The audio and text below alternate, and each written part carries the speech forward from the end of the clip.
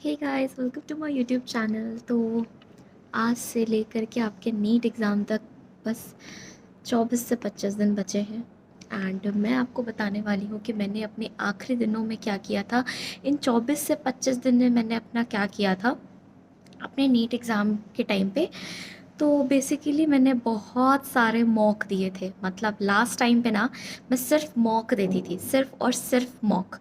और वो मॉक देने से ये हुआ, और उसका एनालिसिस बहुत इंपॉर्टेंट है। आपको पता है, मैंने हर वीडियो में आपको ये बोला है कि एनालिसिस करना बहुत ज़्यादा इम्पॉर्टेंट है, राइट।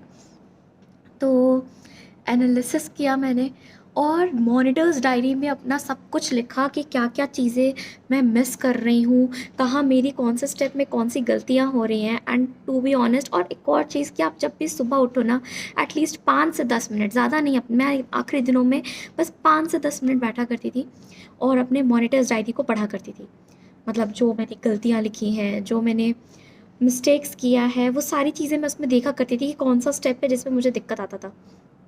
और मैं आखिरी मंथ में, ये जो 20 के 25 दिन, एक तो ये करती थी, और दूसरा अपनी एनसीईआरटी, जो बायो की एनसीईआरटी बनाई थी मैंने आपको बताया है कि मैंने उसमें कैसे अपने पीवाईक्यूज़ को हाईलाइट किया था। उस तरीके से मैं अपने लास्ट टाइम पे सिर्फ मेरा एक ही सोर्स था, वो था एनसीईआरटी।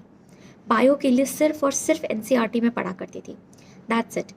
एंड केमिस्ट्री के लिए, फॉर केमिस्ट्री, इनऑर्गेनिक के लिए भी मैं वही चीज़ की थी, जैसा कि मैंने आपको अपने पहले वीडियो में बताया कि मैंने इनऑर्गेनिक में कैसे अपना इम्प्रूव किया था मार्क्स। इनऑर्गेनिक में भी मेरे पास सिर्फ आखिरी सोर्स था मेरा एनसीईआरटी, क्योंकि मैंने उसमें सब कुछ लिख लिया था। मतलब सब कुछ। ऑर्गेनिक के लिए भी मैंने सब कुछ लिखा था। ऑर्गेनिक के इंटेक्स क्वेश्चंस मैं तब तक सॉल्व कर चुकी थी। वो जो इंटेक्स क्वेश्चन मैंने बनाए थे उसको एक कॉपी में लिखा था, उसके साइड में एनसीईआरटी के बगल में भी लिखा था। उस कॉपी को खोल के देखती थी, एनसीईआरटी के क्वेश्चंस देखती थी, और एनसीईआरटी को जो भी इंपॉर्टेंट पॉइंट्स थे वो देखा करती थी मैं। लास्ट टाइम पे मैं 20-25 दिन में मैंने एनसीईआरटी इतनी बार पढ़ ली थी ना, कि टू बी ऑनेस्ट मुझे एनसीईआरटी की एक लाइन रट गई थी। क्या क्या है इनऑर्गेनिक के लिए, तो बार बार एनसीईआरटी पढ़ो। जैसे आपकी बायो की एनसीईआरटी है ना, वही इनऑर्गेनिक की भी एनसीईआरटी है। ऑर्गेनिक में भी आजकल एनसीईआरटी के क्वेश्चंस आ रहे हैं, एनसीईआरटी के बीच बीच से क्वेश्चन, तो वो बीच बीच वाले क्वेश्चंस को सॉल्व करो। थोड़ा सा इको होगा शायद, कोई नहीं। हाँ, बीच बीच में क्वेश्चंस को सॉल्व करो, जितनी बार हो सकता है एनसीईआरटी को करो। ऑर्गेनिक के जो मैकेनिज़म्स है ना, एनसीईआरटी के एग्जैक्ट वो लर्न करके जाओ, क्योंकि वही आता है। मैंने लास्ट टाइम पे 20 दिन में वही एनसीईआरटी में जो ऑर्गेनिक के मैकेनिज़म्स दिए ना, मैंने लास्ट दिन पे वही किया था। मैंने कोई कॉपी अलग से नहीं देखी, कोई भी कोचिंग का मटेरियल नहीं देखा। मैंने सिर्फ एनसीईआरटी के ही उसी रिएक्शंस को बार बार किया, बार बार पेज पे लिख के करती थी, बार बार लिख के करती थी। जो भी इम्पॉर्टेंट चीज़ें मैंने एग्जाम्पलर से निकाली थी, जो भी मुझे लग रहा था कि इम्पॉर्टेंट है, जो आया है, उसको देखा कर रही थी मैं। लास्ट के जो एमसीक्यूज़ वाले रहते हैं ना, वो जो आपके इंटेक्स क्वेश्चंस ऑर्गेनिक के हैं, जो कि इंटेक्स्ट वाले हैं और एक्सरसाइज वाले हैं, वो वाले मैं किया करती थी। तो ये सारी चीज़ें फिज़िक्स के लिए पीवाईक्यू, दैट्स इट। और बहुत सारे मॉक, बस। और फॉर्मूलाज तो एकदम टिप्स पर कर लेना, एकदम टिप्स पे ऐसे, फिंगर टिप्स पे ऐसे, एकदम कोई पूछे तुरंत ये फॉर्मूला ऐसा है, ये फॉर्मूला ऐसा है, क्योंकि फॉर्मूला बेस्ड ही क्वेश्चन आने वाला है। ठीक है, ज़्यादा उतना कंसेप्चुअल घुमाएगा फिर आएगा नहीं, क्योंकि नीट है, उतना घुमाएगा नहीं, तो नॉर्मल वही रहेंगे, तो वो सॉल्व करो। ठीक है, नीट बस।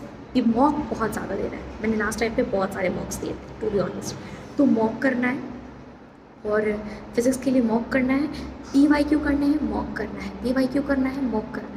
और एनसीईआरटी तो मैं कहूँगी आखिरी के 20 दिन में मत छो। फिज़िक्स की एनसीईआरटी कोई इंपॉर्टेंस नहीं है, तो मत छो उसको। बस ये दो चीज़ करो, ठीक है, मॉक पीवाईक्यू, मॉक पीवाईक्यू, बार बार करो, बार बार करो। ठीक है, फिज़िक्स केमिस्ट्री बायो।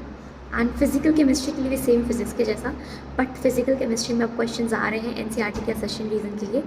तो एनसीईआरटी अगर पीवाईक्यू तुमने देखा है, तो थोड़ा सा तुम्हें अब एनसीईआरटी अगर तुमने पढ़ा होगा, उसमें कोई इंपॉर्टेंट मार्क किया होगा, जस्ट उसको गो थ्रू कर लो, इतना कोई वो नहीं है। बट हाँ, जो एनसीईआरटी के जो वो है ना फॉर्मूलाज, केमिस्ट्री के, फिजिकल केमिस्ट्री के, वो फॉर्मूलाज का मीनिंग देख कर जाना। ठीक है, क्योंकि क्या होता है कि कोचिंग में और जो तुम्हारे एनसीईआरटी में जो फॉर्मूलाज के सिंबल्स होते हैं ना, वो थोड़ा अलग अलग हो जाते हैं, तो अपने एनसीईआरटी वाले भी देख कर जाना। ठीक है, एनसीईआरटी वाले भी देख कर जाना। तो ये सारी चीज़ें तुम्हें करनी है। मैंने तो आखिरी के 20 दिन में बस इतना ही किया था। फिज़िकल केमिस्ट्री में जो इंपॉर्टेंट पॉइंट्स लगाए थे वो देखे थे, एंड जो फिज़िक्स के जो बैक साइड्स के जो समरी वाले होते हैं वो देखा था, और मॉक और पीवाई की भी तुम्हें आगे ले जाएगा। दैट्स इट, बहुत सारे मॉक है और उसका एनालिसिस, दैट्स इट। सो आज के लिए इतना ही, मिलते हैं आगे किसी और वीडियो में, जब तक के लिए see you guys, all the best, अपने से देते रहना। और हाँ, तुम सब्सक्राइब नहीं करते हो, प्लीज़ सब्सक्राइब करो मेरे चैनल को, मुझे पता कैसे लगेगा कि तुम्हें पसंद आ रहा है मेरा वीडियो। लाइक करो, सब्सक्राइब करो, कमेंट करो कि तुम्हें क्या चाहिए, एंड शेयर करो वीडियो को। अब finally see you guys, bye, all the best.